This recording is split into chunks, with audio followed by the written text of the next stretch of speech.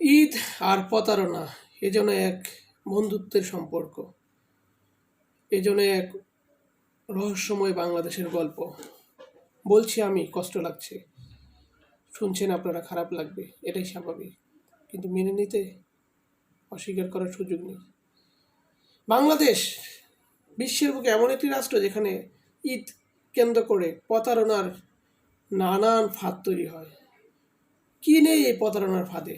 Shopping mall থেকে শুরু করে, সুপার শপ থেকে শুরু করে, টেম্পো স্ট্যান্ড কিংবা একটা উদ্যোক্তার অফিসের টেবিল এই প্রতারণার ফাঁদ থেকে মুক্ত নয়।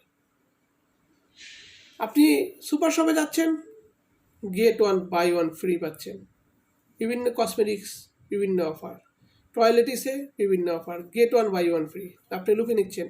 কিন্তু আপনি জানেন না যে এই পণ্যটি কিছুদিন আগে মেয়াদ উত্তীর্ণ হয়ে হয়তো আপনার বাসা থেকেই কোম্পানিতে, ফ্যাক্টরিতে চলে গেছে এবং ফ্যাক্টরি থেকে আবার গসা মাজা হয়ে সুপার শপে চলে আসছে, আবার আপনার বাসায়। এখন আপনি গেট ওয়ান বাই ওয়ান কিনেছেন, টাকা তো আপনার কাছে, ব্যবহার তো করতে হবে। এখন ব্যবহার করতে করতে যে শরীরের মধ্যে, দেহের মধ্যে, চর্মের মধ্যে কত ধরনের জীবাণু আক্রান্ত হচ্ছে আপনি জানেনও না।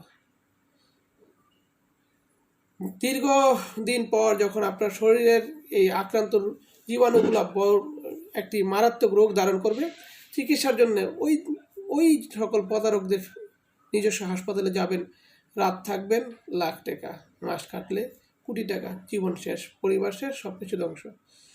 ছোটোখাটো প্রতারণার কথা যদি বলি, সেটা হচ্ছে আপনি পাঞ্জাবি থেকে জুতো, বাচ্চাদের জামা যাই কিনতে যান, শাড়ি কিংবা থ্রি পিস, পছন্দের জিনিস কিনতে যাবেন, দেখবেন সেখানে লেখা আছে 50% ছাড়, স্টিকারে দেওয়া আছে দাম কত, 6,500 টাকা, 50% ছাড় হয়ে গেল সেটা 3,250 টাকা। আপনি কিনে না আসলেন, বাসায় নিয়ে আসলেন, আপনার সন্দেহ হলো স্টিকারটা মোটা কেন। আপনি স্টিকারের বারকোডটা তুলতেই নিচে আরেকটি বারকোড, যেখানে লেখা আছে 2500 সামথিং বা 2575 টাকা। আপনি কি দুচিলিং পং হয়ে গেলেন না? তখন কি মনে হয় নিজেকে? যেখানে আপনি মার্কেট থেকে যখন 3250 টাকায় কিনে নিজেকে একদম সৌভাগ্যবান মনে করেছিলেন, বাসায় বেডরুমে এসে তখন আপনি নিজেকে একদম মদন মনে হলো না? তাছাড়া ঈদ মানে চাঁদাবাজিদের অভয়ারণ্য। ছোটোখাটো উৎপাদক থেকে শুরু করে বড় ধরনের সকল উদ্যোক্তার কাছে ফোন আসে, দাদাভাইদের টাকা লাগবে, পলিটিশিয়ানদের টাকা লাগবে, কর্মীদের এটা লাগবে, ওইটা লাগবে, বাথরুমে গেছে, আটকা গেছে, এখনই লাগবে, উপায় নেই।